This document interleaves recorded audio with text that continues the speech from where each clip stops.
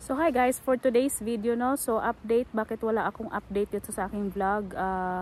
Mag over 2 months na pala ito na walang update. So ang reason guys is nagbakasyon kami sa Pilipinas. And then a month before kami nagbakasyon is ang dami kong pinrepair, tapos busy pa sa trabaho, tapos meron pa yung e-travel na yan. Diyos ko, isa din yan sa mga problema. Grabe ang Pilipinas no, ang Pilipinas lang naman yung may mga e-travel talaga.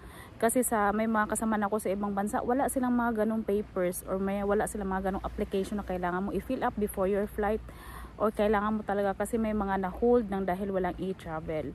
So ngayon, kaya na-stress talaga ako. At saka ang dami mong, since 5 years kami hindi nakapagbakasyon sa Pilipinas, ang dami mo talagang kailangang i-prepare, isipin sa kung ano na yung update sa airport, kung ano yung update sa Pilipinas, at kung ano yung dapat mong dalhin at hindi dalhin. Ang dami, as in.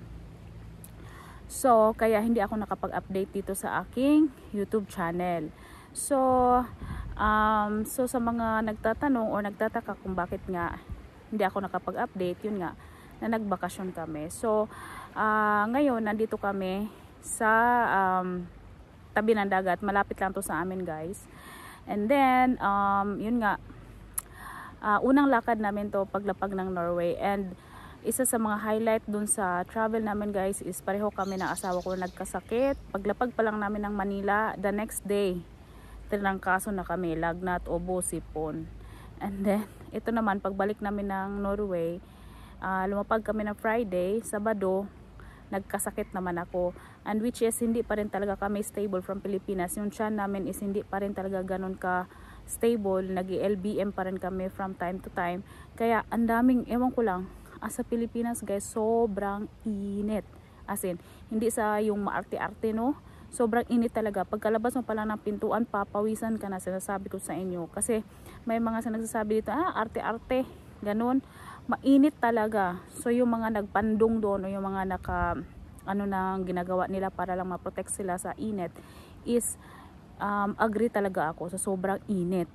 So sa mga na baguhan sa Pilipinas ngayon, although umulan na siya sa hapon nung nandun kami kasi July. So pero after the ulan, iba talaga yung init ng Pilipinas. So from Manila guys, nagstay muna kami ng 1 week dahil nagkasakit ang asawa ko. As in super nag-worried talaga ako. Dahil nga hindi siya kumakain, mataas yung lagnat. Ako nilalagnat, inuubo din, pero talagang inaayos ko lang yung sarili ko kasi ang hirap naman pag dalawa na kaming nakahiga. So at least ako, Filipino ako, na kaya kong parang, sige, laban lang, ganon.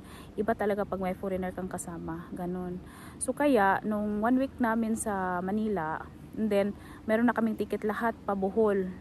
Kaya, buti na lang umayos-ayos na yung pakiramdam niya bago kami lumipad ng Pabohol, which is from Bohol to from Manila to Bohol, ano lang naman, 1 hour lang naman yung flight.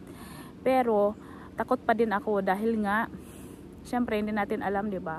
Dahil sa sitwasyon niya na nag-LBM, masama yung pakiramdam. Kaya, lumapag kami ng Bohol na meron pa rin kami mga ubo, sipon at lagnat. At yun nga, mahirap talaga pag may kasama ka rin na foreigner.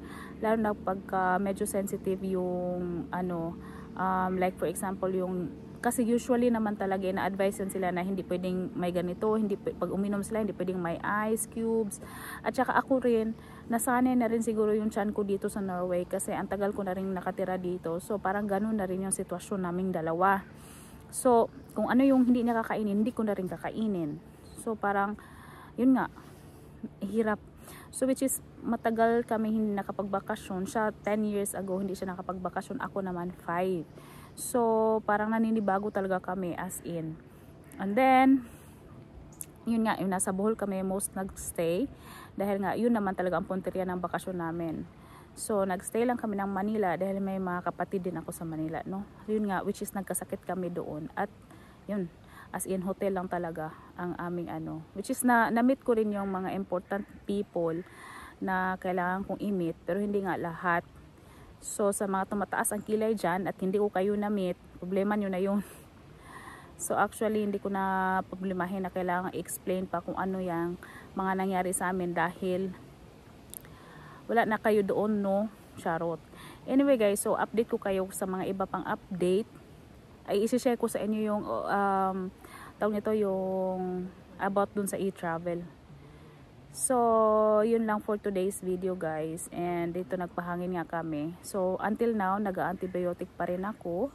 And then, but tomorrow, try ko na magpasok sa work. Kaya ngayon, nag-walking kami. Try kami nag-walking para ready naman yung katawan for tomorrow's work na mag-start ng work. At sana nga is magiging okay at tuloy-tuloy na ang aming paggaling. So, that's all for today guys. Thank you for watching. At eto na nga, I will try to update my vlog na talaga. At magbablog na talaga ako. Kasi mahirap na ang Norway. Anyway, bye!